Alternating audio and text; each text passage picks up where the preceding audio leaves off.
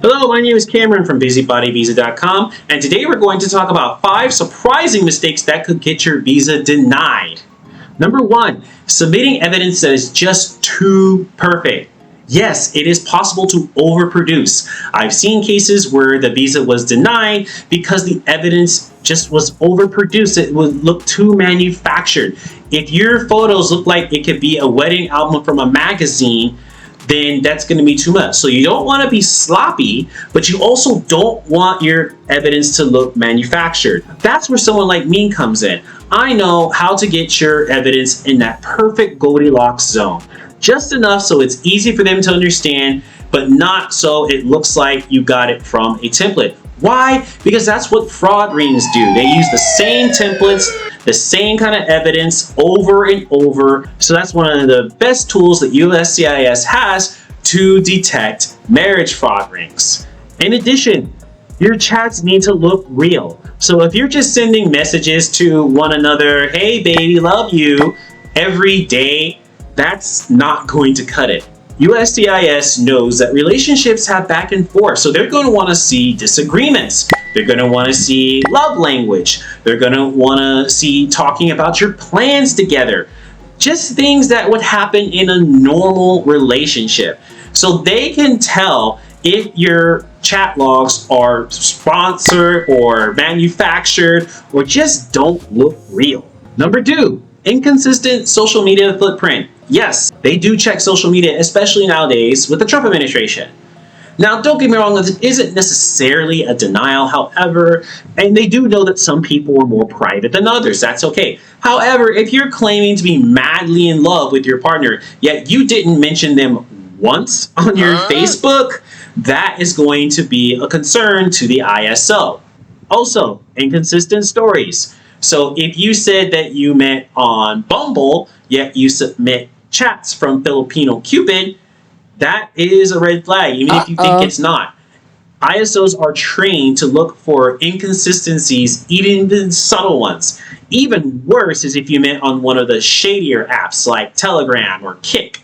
Those are considered high-risk apps by the US government. So if you're submitting Kik conversations or Telegram conversations, you better be patient because your application, your petition is going to take a long time to be approved unless you have other strong evidence. If you are having conversations from those platforms, please contact me so I can help you to manufacture your packet in a way that shows that your relationship is real.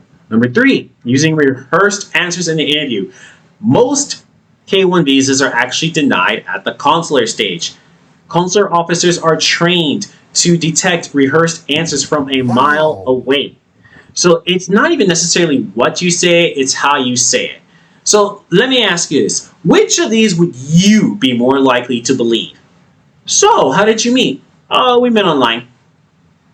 Okay. Or, so, how did you meet?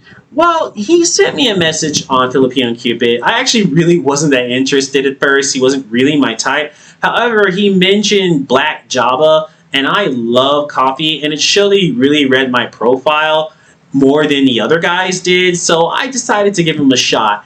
And I'm really glad he did because he really listens to me a lot more than all the other guys who talked to me who just felt like their money was enough. Be honest, which of those would you be more likely to believe? So that's why you don't just hire a form filling service. AI can do that.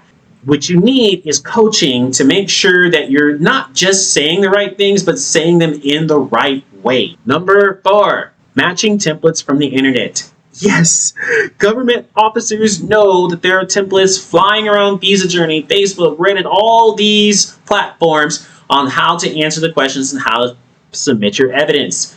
And if you are submitting something that clearly came from a known template, it's going to raise concerns. That doesn't necessarily mean an automatic denial, but they are going to know that you used a template, which could slow down your application.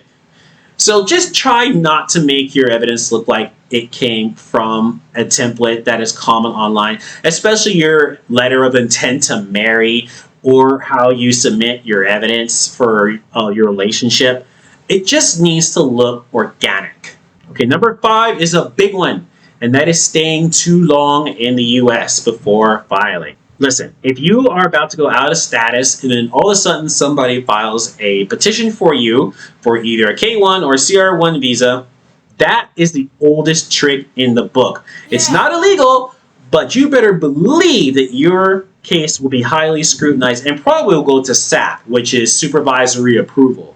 So if you are about to go out of status or you're about to hit your 6-month limit and then someone is filing a I-129F petition or 130 petition on your behalf, please contact me so I can make sure that it will pass musters and you don't get an RFE or an extremely long delayed case.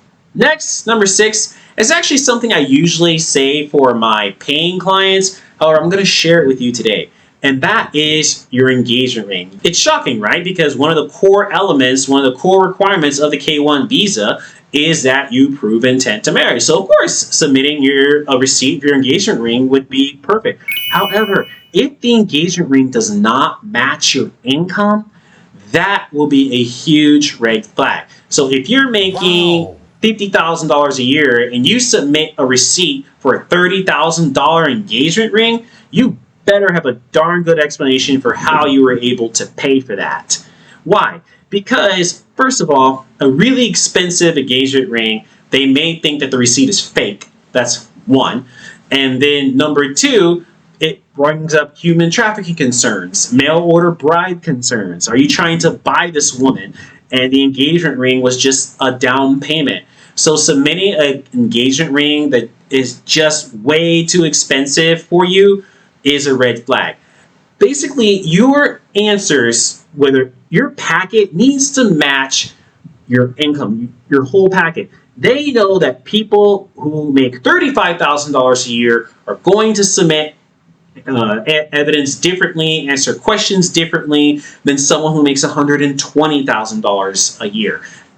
It's just the way it is. And so if you are making $35,000 a year, but yet your answers are not consistent with other petitioners who make that same income, that is going to cause extra scrutiny on your I-129F petition.